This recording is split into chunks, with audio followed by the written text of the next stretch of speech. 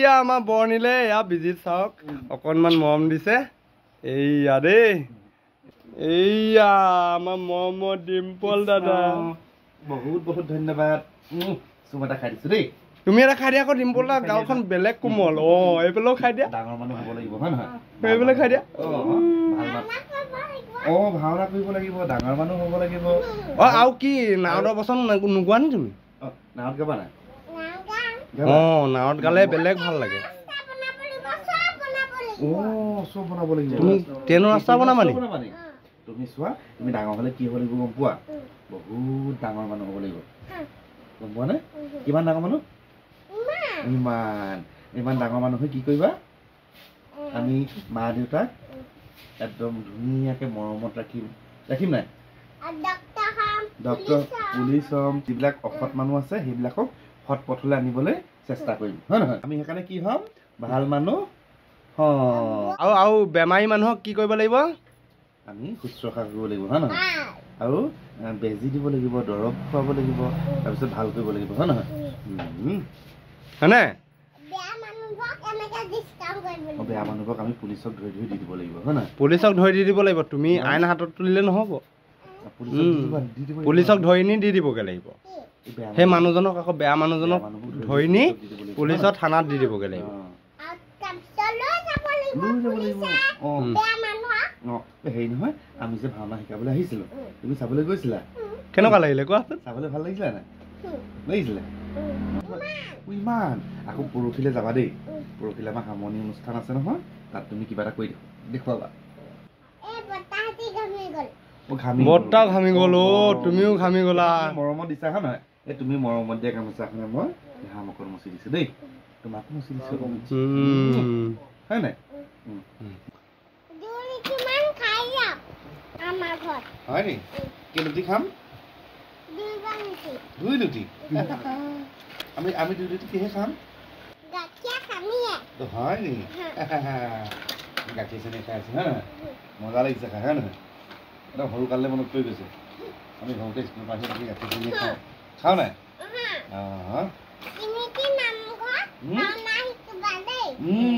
ভাওনা শিকিবা নহয় শিকাবলৈ আহিছে তোমাৰ দাদা শিকালে আৰু বহুত দাদা শিকালে তুমিহে ভাওনা শিকি বেয়া পোৱা হয় নহয় নে ভাল পোৱা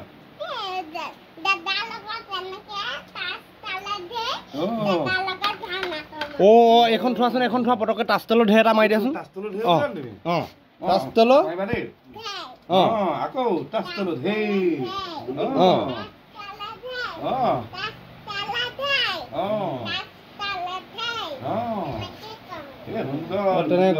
হেৰি নাৱৰ গীতটো কেনেকে আছিলে বৈকুণ্ঠ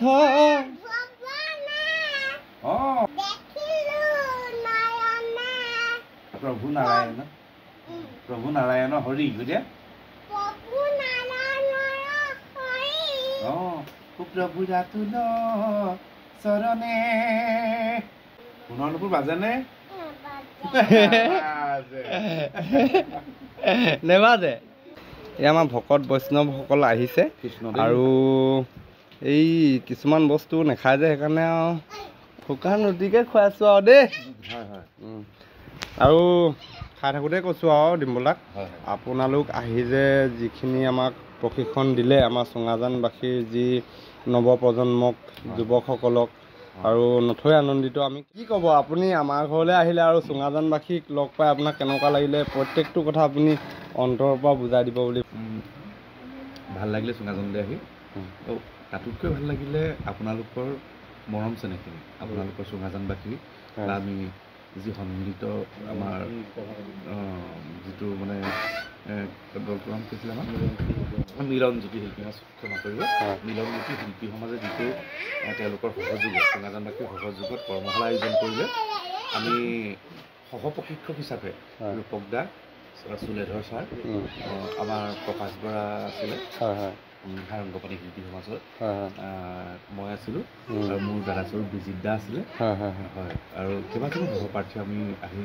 ইয়ালৈ প্ৰশিক্ষণ দিবলৈ আহিছিলোঁ প্ৰশিক্ষণ দিবলৈ আহি এটা কথাই উপলব্ধি কৰিলোঁ, এটা কথাই শিকিলোঁ, আমি অকল প্ৰশিক্ষণ দিবলৈকে অহা নাই, ইয়াৰ পৰা বহু কথা অৰ্জন কৰি নিবলৈও আহিলোঁ। মানে চুঙাজানবাসী ৰাইজৰ ওচৰত বহুত অতীত জীয়াই আছে, যি অতীত মানে আমি জীয়াই ৰখাৰ অতিকে প্ৰয়োজন। মানে যিমানখিনি মৰম চেনেহ আন্তৰিকতা আলহীৰ প্ৰতি অতিথিৰ প্ৰতি বা আমাৰ ভাই ককাই মানুহখিনিৰ প্ৰতি সেইখিনিকে শলাগ ল'ব লাগিব। আমি নামঘৰত থাকিলোঁ, 15টা দিন নামঘৰত থাকিলোঁ, আমাক প্ৰভু ঈশ্বৰ যেনেকৈ নামঘৰত আমি ৰাখোঁ তেনেকৈ আমাক ৰাখিলে, তেনেকৈ শুশ্ৰূষা কৰালে, খোৱা লোৱাৰ পৰা ইত্যাদি কৰি সকলো মানে সা সুবিধা আমাক কৰাই দিলে। তাৰ কাৰণে তেওঁলোকৰ ওচৰত চিৰকৃতজ্ঞ। আমি ইমানৰো পাত্ৰ নহয়, আমি শিকাৰো আমি বৰ্তমান শিকিহে আছোঁ, শিকাব পৰা যোগ্য হোৱাগৈ নাই। কাৰণ জীৱনৰ শেষ মুহূৰ্তলৈকে ক্ষণ গণালৈকে মানুহৰ শিকিবলৈ কথা থাকি যায়, শিকি শেষ নহয়, আমি শিকিহে আছোঁ। আমাৰ শ্ৰদ্ধাৰ গুৰু ৰজিত হাজৰিকা ছাৰ যোৰহাটৰ, তেওঁৰে আমি শিষ্য বুলি ক'ব লাগিব। কিমানখিনি ল'ব পাৰিছোঁ নাজানো, ছাৰে কিন্তু আমাক দেহাৰ উবিয়াই সৰ্বস্ব তেওঁ ঘৰলৈ মাতি নি আমাৰ স্থানলৈ আহি তেওঁ বহুত কষ্ট ত্যাগ কৰি মানে শিকাই থৈছে, শিকাই আছে আৰু শিকি আছোঁ। যি অকণ জানো তাৰ পৰাহে অকণমান আপোনালোকৰ ওচৰত বিলাবলৈ আহিছোঁ। ভুল হ'ব পাৰে, যদি অজানিতে কিবা ভুল হৈছে ভুলখিনি ক্ষমা কৰিব। নিশ্চয় নিশ্চয়। আৰু আমাৰ বিজিত ছাৰ আছে, দুআষাৰ কৈ দিলে খুব ভাল লাগিব। আজি খাই থাকোঁতে ভিডিঅ'টো কৰিছোঁ, বৰ একো এটা খুৱাব পৰা নাই, কিন্তু সময় বিশেষকৈ কম, নহ'লে ভাত সাঁজ খোৱাৰ বহুতে হেঁপাহ আছিলে, কিন্তু তথাপিও মনৰ ইচ্ছাটো ৰাখিব নোৱাৰিলোঁ। একো নাই বাৰু তাক লৈ, কিন্তু যিখিনি আপোনালোকে আমাৰ ইয়াত চুঙাজানবাসীক বা নৱপ্ৰজন্ম যিখিনি যুৱকক আপোনালোকে দিবলৈ আহিলে, সেই যিখিনি জ্ঞান দিবলৈ অহাৰ কাৰণে অশেষ ধন্যবাদ। মোৰ ব্যক্তিগত তৰফৰ পৰা বা চুঙাজানবাসী হিচাপে মই বহুতেই গৌৰৱান্বিত। আৰু যি মিলনজ্যোতি শিল্পী সমাজৰ যি দীপক দাহঁতৰ কথা কৈছোঁ, তেখেতলোকে যি আমাৰ গুৰুজনাৰ কৃষ্টি বা বাদ্যযন্ত্ৰ বা ইত্যাদি কৰি প্ৰত্যেকটো বস্তু জীয়াই ৰখাত যথেষ্টখিনি অৰিহণা যোগাইছে আৰু যথেষ্টখিনি কষ্টও কৰিছে দেই দীপক দাই, মানিব লাগিব। আৰু তেখেতলৈ অশেষ ধন্যবাদ থাকিল মোৰ তৰফৰ পৰা। আৰু বাকী যিমান সহপাঠী আছে প্ৰত্যেকলৈ বহুত বহুত ধন্যবাদ জনাইছোঁ। আৰু লগতে বিজিত ছাৰক দুআষাৰ ইয়াৰ ওপৰত ক'ব। আৰু ৰূপক ছাৰহঁতকতো লগ নাপালোঁৱেই, প্ৰকাশ ছাৰহঁতক আৰু চুলেধৰ ছাৰহঁতক বহুত বহুত মানে বেয়াও লাগিছে নিমন্ত্ৰণ কৰিব নোৱাৰাৰ বাবে। আপোনালোকে এইকণ সময় দিয়াৰ বাবে অশেষ ধন্যবাদ। প্ৰথমতে মই শান্তিপুৰ মিলনজ্যোতি শিল্পী সমাজৰ প্ৰতিজন কৰ্মকৰ্তালৈ ধন্যবাদ জনাইছোঁ, আমাক ইমানখিনি সুযোগ সুবিধা দিয়াৰ বাবে। প্ৰশিক্ষণ দিব পৰাকৈ আমাৰ সামৰ্থ্য এতিয়ালৈকে হোৱা নাই, কিন্তু এটা কথা ঠিক, আমি ভাওনাক ভাল পাওঁ, একদম অন্তৰৰ পৰা ভাল পাওঁ। গতিকে ভাওনাৰ লগত জড়িত হৈ থাকিবলৈ পালে, যেনেকৈ নহওক ভাওনা কৰিয়ে হওক বা ভাওনাৰ এনেকুৱা কৰ্মশালাবিলাকত নিজে থাকিবলৈ পালে আমি যথেষ্ট মানে মনৰ যিটো আনন্দ, সেই আনন্দটো লাভ কৰিব পাৰোঁ।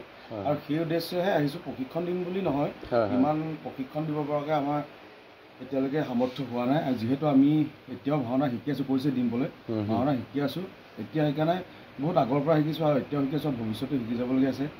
আৰু ডিম্পলে কোৱাৰ দৰে আমাৰ ডিম্পলৰ গুৰু, মোৰো গুৰু, আমাৰ সাৰংগপাণী শিল্পী সমাজৰ প্ৰতিজনৰ গুৰু, সদস্যৰ গুৰু ৰজিত হাজৰিকাৰ পৰা যথেষ্টখিনি আমি শিকিবলৈ পাইছোঁ, কিন্তু গোটেইখিনি আমি আয়ত্ব কৰিব পৰা নাই। ছাৰে দিবলৈ চেষ্টা কৰে, যিখিনি পাৰিছোঁ, যিখিনিক লৈ ভাওনা এতিয়াও কৰি আছোঁ, সেইখিনিকে আমাৰ এই চুঙাজানবাসীকো দিবলৈ বুলি নহয়, আমি যিখিনি পাইছোঁ সেইখিনি দেখুৱাবলৈ আহিছোঁ।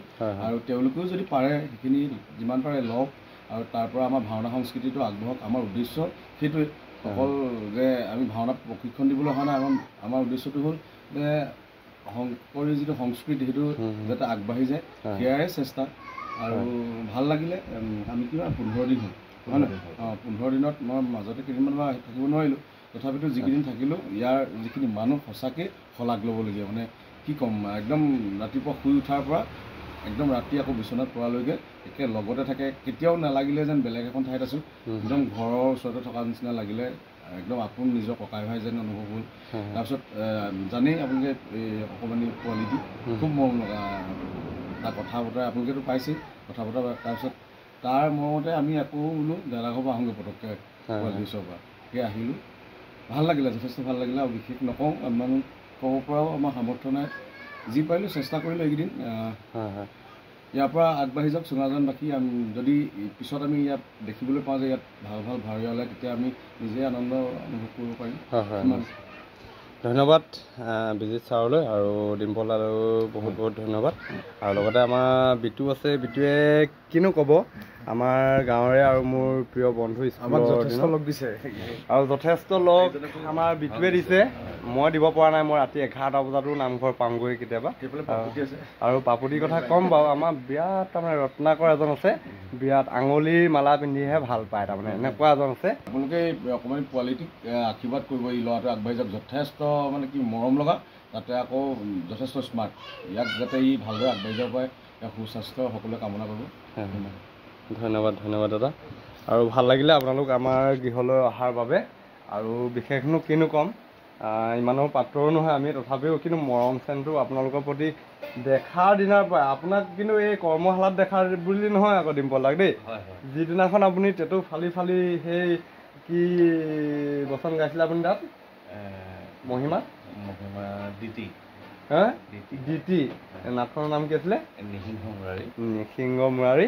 আৰু সেই নাট ভাগত দিতিৰ বচন গাইছিলে আৰু ইমান সুন্দৰকৈ অভিনয় কৰিছে। অভিনয় মই আপোনালোকক ভিডিঅ'টোৰ শেষলৈ আপোনালোকক অভিনয় কিছু মানে অংশ আপোনালোকক দেখুৱাবলৈ মই চেষ্টা কৰিম, কিন্তু সেই ভাওনাৰ নহয়, আমাৰ কৰ্মশালাত অন্য কিবা এটা দৃশ্য তেখেতে আমাক দেখুৱাবলৈ চেষ্টা কৰিছিলে। সেই তাৰ দৃশ্য গান্ধাৰী আছিলে নেকি, গান্ধাৰীৰ দৃশ্য কিছু অংশ আপোনালোকক দেখুৱাবলৈ মই চেষ্টা কৰিম। ভিডিঅ'টো শেষলৈ চাব। আমাৰ ডিম্পল দাই এনেকুৱা এটা মানে অভিনয় কৰে, যিটো অভিনয় একদম ৰিয়েল যেন অনুভৱ হয়, আৰু তাকে লৈ পেলাই বহুত গৌৰৱান্বিত মই। আচলতে তেনেকুৱা কিছুমান অভিনয় মোৰো কৰিবলৈ ইচ্ছা আছিলে, কিন্তু এই দাঁতকেইটাৰ পৰা নোৱাৰি, এইবোৰ কথা নাভাবোঁ। আৰু মুঠতে ডিম্পল দাক ঈশ্বৰৰ ওচৰত প্ৰাৰ্থনা জনাইছোঁ, ডিম্পল দাক যাতে ভালে কুশলে ৰাখে আৰু প্ৰত্যেকজন ব্যক্তিকে ভালে কুশলে ৰাখে, তাৰে কামনা কৰিছোঁ। আৰু আজিৰ ভিডিঅ'টি শেষ কৰিছোঁ। ধন্যবাদ। কিমান চেষ্টা কৰিলো, কিমান বুজালো, কিমান অনুনয় বিনয় কৰিলো, সকলো মিছা হ'ল। আৰু মই কি বুজোৱা নাই, তাক মই অনুৰোধ কৰিবলৈ বাকী ৰাখিছো। কতদিন তাক কাষত বহুৱাই কেঁচুৱা লৰাৰ দৰে হাত বুলাই কিমান বুজালো। দুৰ্যোধন, তই যুদ্ধ নকৰিবি, বান্ধৱ তোৰ পৰ নহয়। কি মুখ কামুৰাই গুচি গ'ল গান্ধাৰী, কি মোৰ কথা নাৰাখিলে। মোৰ বিশ্বাস নহয় মহাৰাজ। কি বিশ্বাস নহয় গান্ধাৰী? আপোনাৰ কথা। পুত্ৰ অবাধ্য। তুমিও দেখিছো ধৃতৰাষ্ট্ৰক জন্মান্ধ বুলি, বৃদ্ধ অপদাৰ্থ বুলি বিশ্বাস নকৰিবলৈ শিকিছা গান্ধাৰী। এই কুৰুক্ষেত্ৰ মহাৰণৰ কাৰণে কৌৰৱৰ পিতা আপুনি, ইয়াৰ বাবে আপুনি এই দায়ী। শাস্তি দিয়া ৰাণী,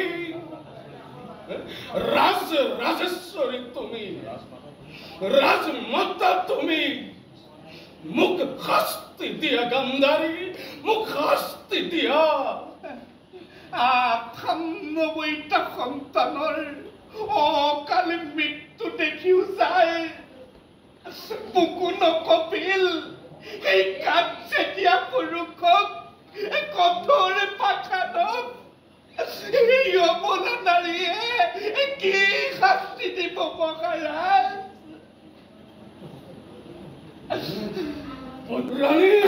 মহাৰাজ মোৰ ঘূৰাইছে মহাৰাজ, মই স্থিৰে থাকিব পৰা নাই মহাৰাজ, মোক শয্যালৈ লৈ বলা মহাৰাজ।